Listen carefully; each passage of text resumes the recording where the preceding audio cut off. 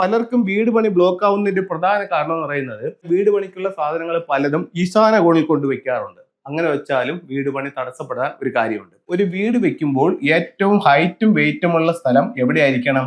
കന്നിമൂലയായിരിക്കണം. അത് വീടിലായാലും ശരി തന്നെ, വസ്തുവിലായാലും ശരി. നിങ്ങളുടെ വീടിന്റെ സൗത്ത് വെസ്റ്റ് കോർണറിൽ നിങ്ങൾക്ക് വാട്ടർ ടാങ്ക് വെച്ചുകൊണ്ട് ഈ സ്ഥലത്തെ ഹൈറ്റും വെയിറ്റും ആക്കാനായിട്ട് സാധിക്കും.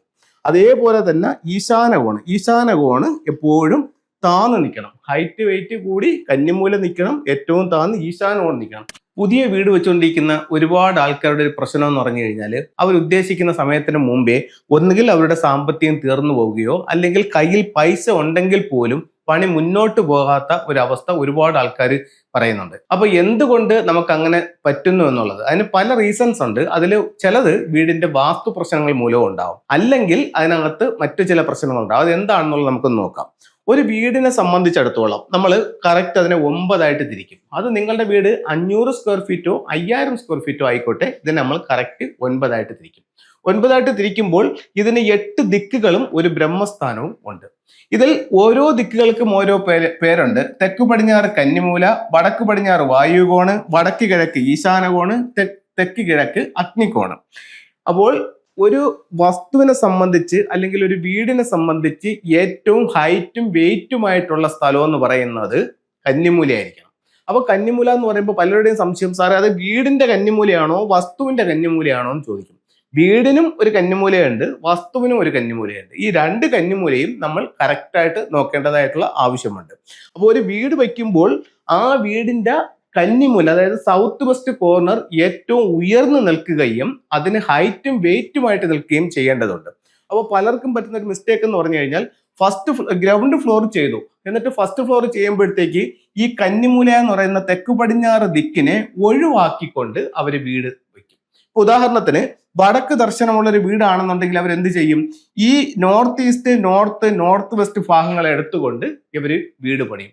വീട് പണിയുമ്പോൾ ഇവിടെ എന്ത് ചെയ്യും? ഇവിടെ ഗ്രൗണ്ട് ഫ്ലോറിന്റെ ഹൈറ്റേ ഉണ്ടാവുള്ളൂ, പക്ഷെ ഫസ്റ്റ് ഫ്ലോറിൽ ഈ എത്ര ഏരിയ ആയിരിക്കും അവർ ചെയ്യുന്നത്. ഇതും വാസ്തു തെറ്റാണ്.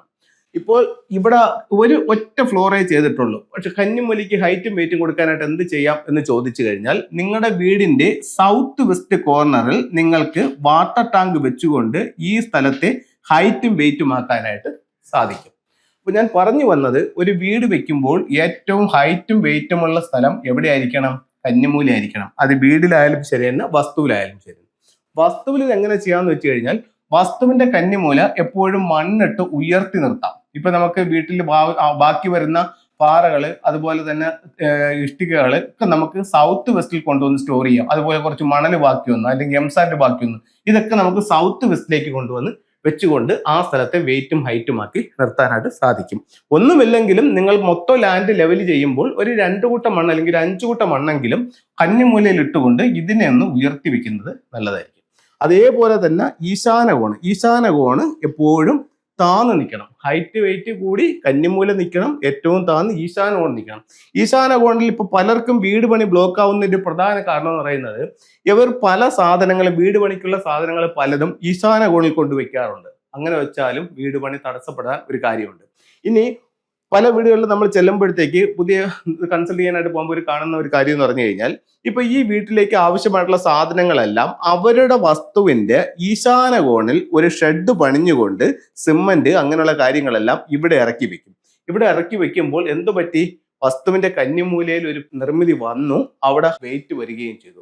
അപ്പം ഇത് വാസ്തുപ്രകാരം തെറ്റാണ്. അതുപോലെ തന്നെ ഈ ഭാഗത്ത് മണലിറക്കുക, എംസാൻഡ് ഇറക്കുക, അങ്ങനെയുള്ള വീടിന്റെ തട്ടുമുട്ട് സാധനങ്ങളെല്ലാം കൂടെ ഇവിടെ കൊണ്ട് ഇറക്കുക, ഇതൊന്നും ഈശാന കോണിൽ പാടില്ല. അപ്പൊ ഇത്തരത്തിൽ ഈശാന കോണിൽ എന്തെങ്കിലും തരത്തിൽ ഒരു ബുദ്ധിമുട്ടുണ്ടെന്നുണ്ടെങ്കിൽ വീട് പണി തടസ്സപ്പെടാനുള്ള സാധ്യത വളരെ കൂടുതലാണ്. അപ്പൊ നിലവിൽ വീട് പണിഞ്ഞുകൊണ്ട് നിൽക്കുന്നവർക്ക് ആ പണി മുന്നോട്ട് പോകുന്നില്ല, അതിനെന്തെങ്കിലും തടസ്സമുണ്ടെന്ന് നിങ്ങൾക്ക് തോന്നുന്നെങ്കിൽ നിങ്ങളുടെ വീടിന്റെ വസ്തുവിന്റെ വടക്ക് കിഴക്ക് ഭാഗം ഏത് രീതിയിലാണ് നിങ്ങൾ ഇപ്പോൾ ഉള്ളത് എന്ന് പരിശോധിക്കാം. അതുപോലെ തന്നെ വീടിന്റെ ഓരോ ഘട്ടത്തിലും പണികൾ ചെയ്യുമ്പോൾ ഏറ്റവും ഉയർന്ന കന്നിമൂല നിൽക്കുകയും ഈശാന കോണ് താന്ന് നിൽക്കുകയും ചെയ്യേണ്ടത് ഏറ്റവും അത്യാവശ്യമാണ്. അപ്പോൾ ഇത്തരത്തിൽ കന്നിമൂല ശ്രദ്ധിക്കുക, അതുപോലെ തന്നെ ഈശാനകോണ് ശ്രദ്ധിക്കുക. ഈശാനകോണിൽ സാധനങ്ങൾ ഇറക്കി വെക്കാതെ അവിടെ എപ്പോഴും നീറ്റ് ആൻഡ് ക്ലീൻ ആക്കി ഉപയോഗിക്കുക.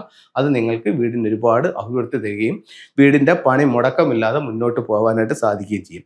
ഇത്തരം കാര്യങ്ങളൊന്നുമില്ല, എന്നാലും വീട് പണി മുന്നോട്ട് പോകുന്നില്ല എന്നാണ് നിങ്ങളുടെ വിഷയം എന്നുണ്ടെങ്കിൽ നല്ലൊരു ഫംഗ്ഷൻ കൺസൾട്ടന്റിനെ കാണിച്ചുകൊണ്ട് അവരുടെ നിർദ്ദേശപ്രകാരം വേണ്ടുന്ന കാര്യങ്ങൾ ചെയ്തു കഴിഞ്ഞാൽ ഉറപ്പായിട്ട് മുടങ്ങിക്കിടക്കുന്ന പണി മുന്നോട്ട് പോകാനും എത്രയും പെട്ടെന്ന് കംപ്ലീറ്റ് ചെയ്യാനും നല്ലൊരു ജീവിതം അതിനകത്തേക്ക് കൊണ്ടുവരാനും നമുക്ക് ഫെങ്ഷുയിലൂടെ അല്ലെങ്കിൽ പിരമിഡ് വാസ്തുവിലൂടെയൊക്കെ ചില മാർഗങ്ങൾ ഉപയോഗിച്ച് ചെയ്യാവുന്നതാണ്. നമുക്ക് ഫെങ്ഷുയുടെ ചില ടൂളുകൾ ഉപയോഗിക്കാം. ഇപ്പൊ നമുക്ക് ഫെങ്ഷു എന്ന് പറയുമ്പോഴത്തേക്ക് പറഞ്ഞു കഴിഞ്ഞാൽ ഇത് ചൈനീസ് വാസ്തുകലയുമായി ബന്ധപ്പെട്ടിട്ടുള്ള ഒരു കലയാണ് ഫെങ്ഷു എന്ന് പറയുന്നത്. അപ്പം അവരുടെ ചില സിംബോളിക് ആയിട്ടുള്ള സാധനങ്ങൾ നമ്മുടെ വീടിന്റെ, നമ്മുടെ സ്വീകരണ മുറിയുടെ യഥാസ്ഥലങ്ങളിൽ വെക്കുകയാണെങ്കിൽ അതിൻ്റെ ഒരു റിസൾട്ട് നമ്മുടെ ലൈഫിലേക്ക് വരികയും നമുക്ക് പല കാര്യങ്ങളിലും മെച്ചമുണ്ടാവുകയും ചെയ്യും. അപ്പൊ അതിനായിട്ട് ഉപയോഗിക്കാവുന്ന ചില സാധനങ്ങൾ ഞാൻ പറയാം. ഒരു വ്യക്തിക്ക് പേര്, പ്രസിദ്ധി, അംഗീകാരം, വിജയം ഒക്കെ ഉണ്ടാവാനായിട്ട് നിങ്ങളുടെ സ്വീകരണ മുറി, അതായത് ഹാളിന്റെ തെക്ക് വശത്ത് ഇത്തരത്തിലുള്ള ഒരു വിക്ടറി ഹോഴ്സ് വയ്ക്കാം. ഈ വിക്ടറി ഹോഴ്സ് വലുതുമാകാം ചെറുതുമാകാം, എന്തായാലും അതിൻ്റെ ഒരു എനർജി ഉണ്ടാകും. കൂടുതൽ വലുതാകുമ്പോൾ കൂടുതൽ എനർജി ഉണ്ടാകും.